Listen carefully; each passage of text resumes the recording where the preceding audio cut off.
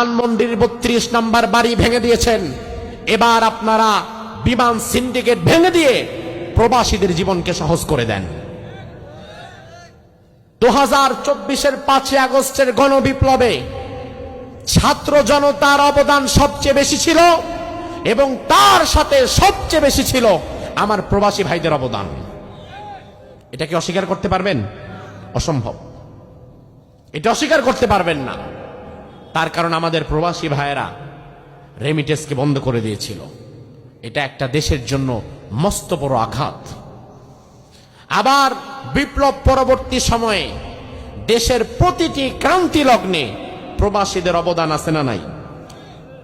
আজ প্রবাসীদের জীবনকে আপনারা দুর্বিষহ কষ্টের মধ্যে ফেলে দিয়েছেন।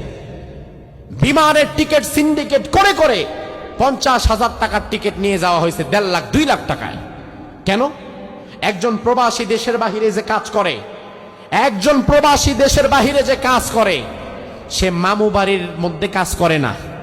একজন প্রবাসী দেশের বাহিরে যে কাজ করে, সে রাজা বাদশার হালতে কাজ করে টাকা উপার্জন করে না। সে শুয়ে বসে খেয়ে টাকা উপার্জন করে না।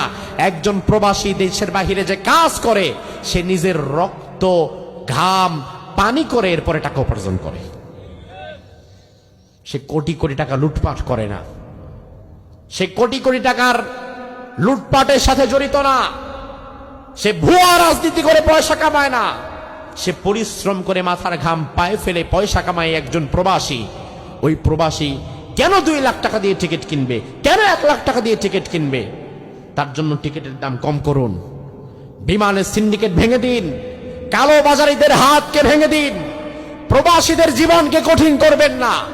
কারণ এই দেশের প্রশ্নে আমি দেখেছি প্রতিটি ভালো কাজে প্রবাসীদের অবদান আপনারা সাক্ষী দেন, বেশি না কম? এই যে আজকের এই মাহফিল, এত স্বল্প সময়ে এই মাহফিলটা আঞ্জাম দেওয়া যেত না যদি আমাদের প্রবাসী ভাইরা এগিয়ে নিয়ে আসতেন। কি বলেন ভাই? প্রবাসী ভাইরা যদি না আগাতো, এটা পারতো মাহফিল? অসম্ভব। বাংলাদেশে আমরা যত মাহফিল করি, এটা বাস্তব সত্য কথা, আমাদের 90% মাহফিলের সবচেয়ে বড় সাপোর্টিভ হয়ে যারা কাজ করে তারা প্রবাসী। আপনি বলবেন কই, আমি তো দেখি না। হ্যাঁ, প্রবাসীরা আপনার সামনে এসে কাজ করে দেখায় না, তবে তারা পর্দার ওপার থেকে কাজ করে। তারা কাজ করে বলেই আজকে আমি আপনারা এখানে বসে আসতে পেরেছি। প্রবাসীরা কাজ করে বলেই আজকে এখানে আমরা বসতে পেরেছি।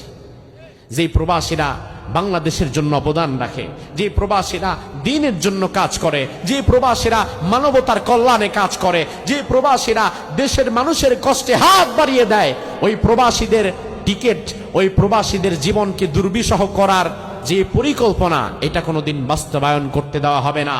বরং আমাদের দাবি হচ্ছে আপনারা অতি শীঘ্রই বিমান সিন্ডিকেটকে ভেঙে দিয়ে আমার প্রবাসী ভাইদের জীবনকে সহজ করে দেন। এ দাবির সাথে কি আপনারা একমত? এ দাবির সাথে কি আপনারা একমত? কারণ প্রবাসী বাঁচলে বাঁচবে বাংলাদেশ, আর প্রবাসী মরে গেলে, প্রবাসী যদি ধ্বংস হয়ে যায়, ধ্বংস হয়ে যাবে বাংলাদেশ। ঠিক কিনা?